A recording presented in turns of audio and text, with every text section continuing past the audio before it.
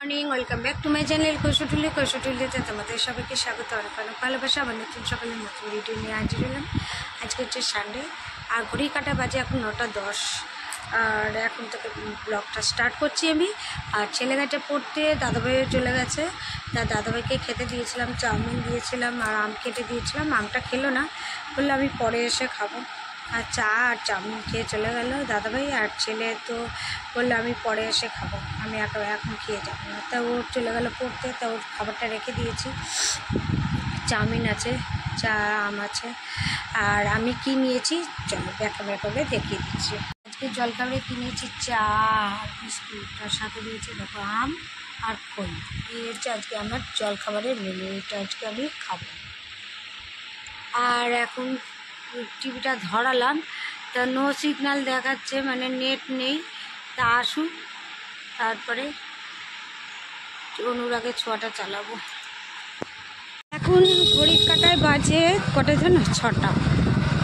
যাচ্ছি ছেলেকে আনতে, কারণ ছেলের নাচের ক্লাসে যেতে বলেছে। তা যাই দেখি কি বলছে সেটা শুনি। আর তোমাদের দুপুরেতেও আমি কিছু শেয়ার করতে পারিনি, কি রান্না করেছি না করেছি সেটা তোমাদের আমি এখন বলে দিচ্ছি। দুপুরবেলা করেছিলাম কলমি শাক আর টক ডাল করেছিলাম আর বেগুন ভেজেছিলাম আর মাংস করেছিলাম। এই হচ্ছে আমাদের দুপুরে। ভাত তো আছে, হ্যাঁ।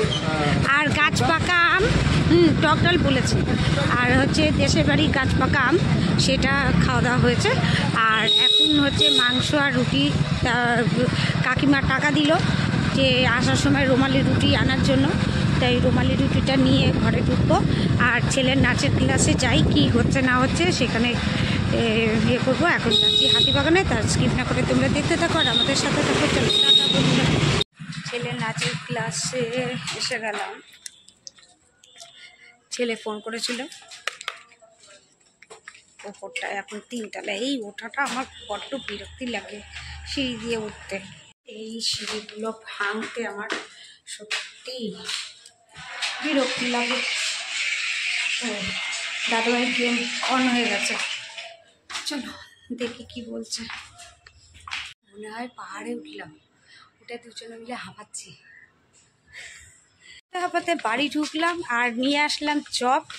এবার চা করব। চপ কাকিমাকে দিয়ে দাও। ও কাকিমা, ও চপ নেন। আর এই চা করি, সন্ধে টন্ধে দিয়েই গেছিলাম। আর রুটিটা পরে ছেলেকে বললাম তুই পরে আনিস রুটিটা, এখন আনলে ঠান্ডা হয়ে যাবে পরে। চলো এইখানে দেখো একটা জিনিস বানাচ্ছি। এটা হচ্ছে একটা মিষ্টি। এটা হচ্ছে কাকিমার ঘরে 2 প্যাকেট দুধ কেটে গেছে। কেটে যাওয়াতে কি হয়েছে, পুরো দুধটা কেটে গেছে। কি করছো?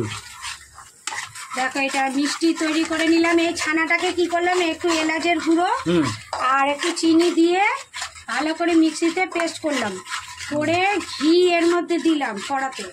ঘিটা গরম হলো, এইটা বানিয়ে নিলাম। এবার এটা থালার মধ্যে ঢালবো। থালার মধ্যে প্রথমে একটু ঘি মাখিয়ে নেবো, মাখিয়ে নিয়ে এটা ঢালবো। এলে এটা ঠান্ডা হবে। না না, শুধু ছানা, শুধু ছানাটাই। এইটাই যখন আবার তোমার দিয়ে হবে, এই যে জলটা যখন মরে যাচ্ছে, এই যে ফুটছে জলটা মরে যাচ্ছে, তার মানে এটা রেডি। এইটা দিয়েও তোমরা পাটিসাপটা করতে পারো। এইভাবে ক্ষীর বানিয়ে পাটিসাপটা করা যায়। হ্যাঁ, এদিকে তাপটা আসছে না, রাখা যাচ্ছে না। তারপর দাও 1 মিনিট। এর মধ্যে একটু সামান্য একটু ঘি নিয়ে নিলাম। দেখো আমার হাতের মধ্যে ঘি রয়েছে। এটা এবার আমি এটাকে ম্যাশটা কমপ্লিট হয়ে গেছে। এবার আমি থালাতে ঢেলে নেব। এবার থালার মধ্যে ঢালছি। দেখো ভালো করে ছড়িয়ে দিতে হবে। দেখো দিদিভাই এখন বানালো হচ্ছে ছানার সন্দেশ। 1 মাস দুধ কেটে গেছে, সেটা দিদিভাই একটু বুদ্ধি করে দিল ছানার সন্দেশ। খাই আগে, রেডি হোক। অপচয় করে লাভ আছে? হ্যাঁ না, রেডি হোক। কেমন হলো সেটা পরে জানাবো, আশা করছি ভালোই হবে। টেস্ট ঠান্ডা হওয়ার পর বোঝা যাবে। এটা কি একটু ফ্রিজে রাখবেন নর্মাল রাখবেন? না না, নর্মালে থাকবে, এ একদম শক্ত হয়ে যাবে। কেন বলবো না, আমি জুতো সেলাই থেকে চণ্ডীপাঠ আমাকে করতে হচ্ছে। দেখো চপ নিয়ে তো আসলাম, আর চা করলাম, মুড়ি, আর এইদিকে চাও বানালাম। এখন ঠান্ডা হোক, তারপরে কেটে তোমাদের দেখাবো। দেখো বাবা ছেলের মোবাইল নিয়ে বসে পড়েছে, মানে আমার আর কি বলবো। তা এখানে আগে খাই, তারপরে পরে আবার দেখা হচ্ছে তোমাদের সাথে। এবার আমি কাটিং শুরু করছি। আর একটু মোটা হলে ভালো হতো, একটু পাতলা পাতলা হয়েছে। দাদাভাই খেয়ে বলবে তোমাদের কেমন হয়েছে।